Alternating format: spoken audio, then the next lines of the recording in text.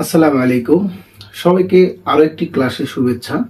আশা করি সবাই ভালো আছো, সুস্থ আছো এবং আজকের ক্লাসটা তোমাদের জন্য খুব বেসিক্যালি বিষয়গুলো আমি কি করব উপস্থাপন করব। আমি আজকে সাধারণ গণিতের দ্বিতীয় অধ্যায় সেট এবং ফাংশন নিয়ে আলোচনা করব। সেট সম্পর্কে সাধারণত সবাই একটু অবগত থাকে এবং বাস্তব জীবনে এর প্রয়োগটা ব্যাপক। আমরা প্রত্যেকটা ক্ষেত্রেই আমরা এই সেট নিয়ে কি করি, কাজ করি। যেমন আমরা যদি এই সেটকে সংজ্ঞায়িত করতে যাই, কি বাস্তব বা চিন্তা জগতের সুসংজ্ঞায়িত বস্তুর সমাবেশকে কি বলা হয়, সেট বলা হয়। এখন এই সেটটাকে যদি আমি বাস্তব জগতের সাথে আমি যদি একটু চিন্তা করি, সেখানে আমি কি সাধারণত পেয়ে যাব। যেমন শিক্ষার্থীরা কি করে, বই নিয়ে কি করে স্কুলে যায় এবং সেই বইয়ের যে সেটগুলো দেওয়া আছে, যেমন বাংলা, ইংরেজি, গণিত বিভিন্ন বিষয়ের যে পাঠ্য বই দেওয়া আছে, সে পাঠ্য বইগুলোকে আমরা কি বলতে পারি, একটা সেট। তারা যে কোনো কাজ করবে, সেই কাজের কি সমাবেশ বা সেটকে আমরা কি করতে পারি, চিহ্নিত করতে পারি। এখন আমরা এই সেটকে আসলে কিভাবে প্রকাশ করব, আমরা এই বাস্তব জগতে যে প্রয়োগ করলাম, যেমন আলমারিতে কাপড় রাখা থাকে, সেটা একটা কি সেট। যেমন দেওয়া আছে কি তোমার শোকেসে কি থাকে, বিভিন্ন রকমের প্লেট, গ্লাস, বিভিন্ন রকমের কি কি দেওয়া থাকে, যে প্লেট, গ্লাস এগুলো কি সমাবেশ দেওয়া থাকে। এগুলো সাজানোটাই হলো কি এক একটা কি সেট। আমি এই সেটটাকে আসলে কিভাবে ব্যবহার করব, সেটটাকে আমরা সব সময়ের জন্য ক্যাপিটাল লেটার দ্বারা আমরা কি করব, সেটটাকে প্রকাশ করব। এবং এই সেট প্রকাশ করার জন্য আমরা ব্র্যাকেট ব্যবহার করব এবং সেই ব্র্যাকেটটা হবে কি সেকেন্ড ব্র্যাকেট। সেই ব্র্যাকেটটা হবে কি সেকেন্ড ব্র্যাকেট। আমরা যখন সেটটাকে ব্যবহার করব, সেক্ষেত্রে আমরা কি বড় হাতের অক্ষর দ্বারা সেটটাকে আমরা কি করব, প্রকাশ করব। এবং এবং এই সেটটাকে যখন আমরা চিনব, এই সেটটা চেনার উপায়টা হলো কি সেকেন্ড ব্র্যাকেট। যখন আমরা সেকেন্ড ব্র্যাকেট ব্যবহার করব, তখন বুঝতে হবে সেটা কি একটা সেট। এবং এই সেটটাকে আমরা প্রকাশ করতে পারি দুইভাবে। আমরা এই সেটটাকে কয়ভাবে প্রকাশ করতে পারি, দুইভাবে প্রকাশ করতে পারি। এক নম্বর হলো সেট তালিকা পদ্ধতিতে আমরা কি করতে পারি, প্রকাশ করতে পারি। আমরা সেট প্রকাশের পদ্ধতি কয় রকমের জানলাম, দুই রকমের জানলাম। এবং এই দুই রকমের ভিতরে আমরা আরেক পাবো হলো কি সেট তালিকা পদ্ধতি এবং সেট গঠন পদ্ধতি। তালিকা পদ্ধতিটা কি, তালিকা পদ্ধতি হলো আমরা যে সেটটাকে সরাসরি পাবো, যে সেটটাকে আমরা কি পাবো সরাসরি পাবো। যেমন a ইকুয়াল টু 1 2 3, আমরা এই সেটটাকে কিন্তু সরাসরি পেলাম। তাহলে সংজ্ঞায়িত যদি আমি করি, এই সেটের উপাদানগুলো যেমন দেখো সুনির্দিষ্ট আকারে আছে এবং সেকেন্ড বা দ্বিতীয় বন্ধনী দ্বারা কি আছে, আবদ্ধ আছে। যে সেটের উপাদানগুলো সরাসরি দেওয়া থাকবে এবং দ্বিতীয় বন্ধনীর মাধ্যমে আবদ্ধ থাকবে, সেটাকে আমরা কি বলতে পারি, সেটাকে আমরা বলতে পারি তালিকা পদ্ধতি। এবং এরপরে সেট গঠন পদ্ধতি।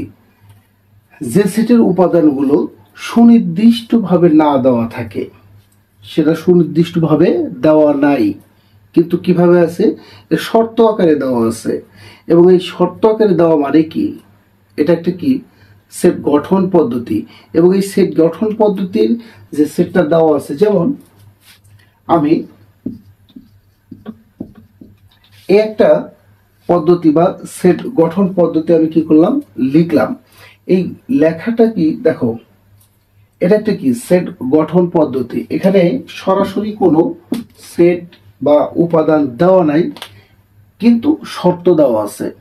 এই শর্তটাই হবে কি, এই শর্তটাই হবে কি সেট গঠন পদ্ধতি। আমি এক্ষেত্রে এভাবেও বলতে পারি 3 less than equal to x less than equal to কত 5। দেখো তো এখানেও কি আছে, শর্ত দেওয়া আছে কিন্তু সরাসরি কোনো উপাদান দেওয়া নাই, তখন সেটাকে আমরা কি বলবো, সেট গঠন পদ্ধতি। তাইলে আমরা সেট প্রকাশের পদ্ধতি পাইলাম কয় রকমের, 2 রকমের পাইলাম। একটা হলো তালিকা পদ্ধতি আর একটা হলো কি সেট গঠন পদ্ধতি। তালিকা পদ্ধতিটা কেমন, সরাসরি যে যে সংখ্যাগুলো পাবো বা যে সেটগুলো পাবো বা যে উপাদানগুলো পাবো, যে উপাদানগুলো সরাসরি পাবো সেটা হলো কি সেট তালিকা পদ্ধতি, এবং যে সেটের উপাদানগুলো সরাসরি না পেয়ে শর্ত আকারে পাবো সেটা হলো কি সেট গঠন পদ্ধতি। আমি যদি এভাবে মনে রাখতে চাই মনে রাখতে পারি। আচ্ছা এরপরে আসি, দেখো আমরা পেলাম হলো কি সেট প্রকাশের পদ্ধতিটা পেলাম। এরপরে সসীম সেট কি দেওয়া আছে, সসীম সেট। আমরা প্রত্যেকটা জিনিসেরই সীমানা নির্ধারণ করি এবং যেগুলোর সীমানা দেওয়া নাই সেগুলো আমরা কি কি বলি, অসীম। যেমন আমরা যদি সাধারণভাবে চিন্তা করি, আমরা নদীর ধারে বা সমুদ্রের ধারে যদি আমি একটু দাঁড়াই, সেখান থেকে এই পার থেকে ওপারে কি, তুমি নদীর ওপার কি আসলে দেখতে পাবা না যদি খালি চোখে তুমি দেখো।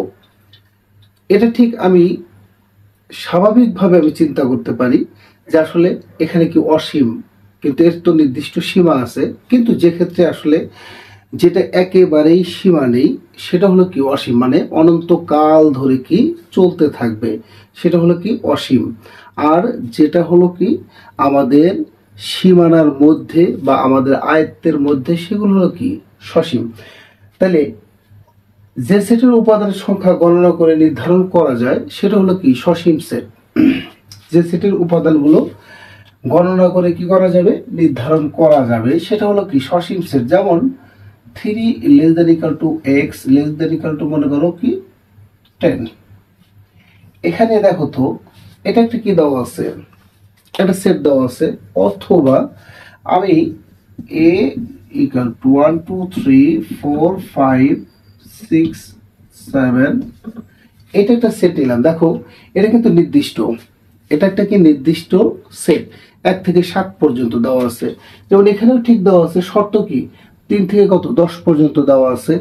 কিন্তু যদি এরকম হয় এ 1 2 3 4 কত, এই সেটের উপাদানগুলো দেখো আসলে নির্দিষ্ট না। কেন নির্দিষ্ট না, এ কি চলতে থাকবে এবং চলতেছে, এরকমের মানগুলো হলো কি অসীম সেট। যে সেটের উপাদানগুলো আমরা কি নির্দিষ্ট সীমানার মধ্যে পাবো সেটা হলো কি সসীম, আর যে সেটের উপাদানগুলো আমরা নির্দিষ্ট ভাবে পাবো না, মানে যেগুলো সীমা নাই সেগুলো কি অসীম। আচ্ছা এরপরে আমরা একটু জানবো ফাঁকা সেট।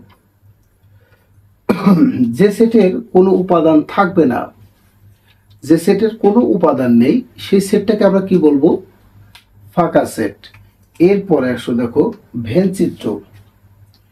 এই ভেন চিত্রটা কেমন, এই ভেন চিত্রটা হলো একজন গণিতবিদের নাম অনুসারে এই চিত্রের নামকরণ করা হয়েছে, এই কারণে কি বলা হয় ভেন চিত্র। গণিতবিদ ভেন এর নাম অনুসারে এই চিত্রটার নামকরণ করা হয়, এই কারণে কি বলা হয়েছে ভেন চিত্র বলা হয়েছে।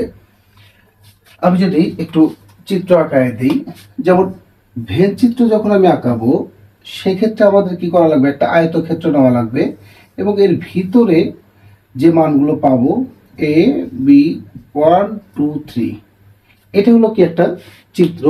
আর এই চিত্রটা গণিতবিদের নাম অনুসারে কি করা হয়েছে, নির্ধারণ করা হয়েছে, এই কারণে একে বলা হয় কি ভেন চিত্র। এরপরে আসি, এরপরে দেখো দেওয়া আছে কি সেট সেট এবং কি সংযোগ সেট। সেট সেটটা কি, সেট সেটটা হলো আমরা কমন এবং আনকমন বুঝি। কমন এবং কি আনকমন বুঝি। দুই বা ততোধিক সেটের সাধারণ উপাদান নিয়ে গঠিত সেটকে কি বলা হয়? Set set. এখন তোমাকে যদি আমি বলি, এটা দেখো তো,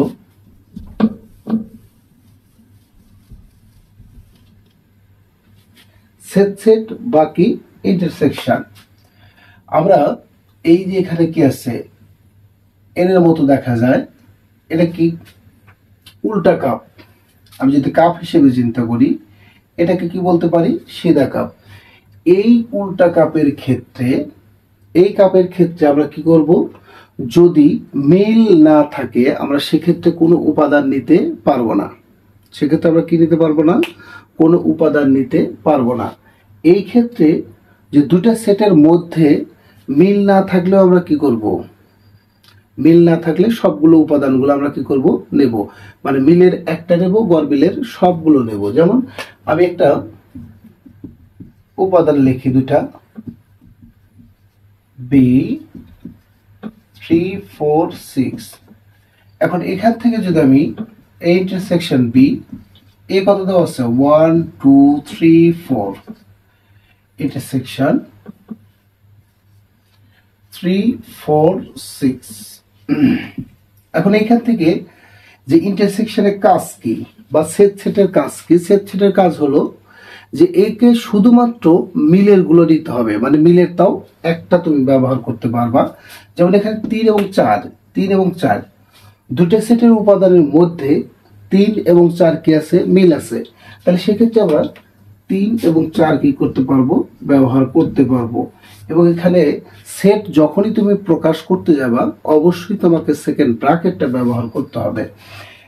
তাহলে সেট সেটের কাজটা কি? শুধুমাত্র কি মিলের যেটা থাকবে সেটাকে আমরা কি করব? ব্যবহার করব।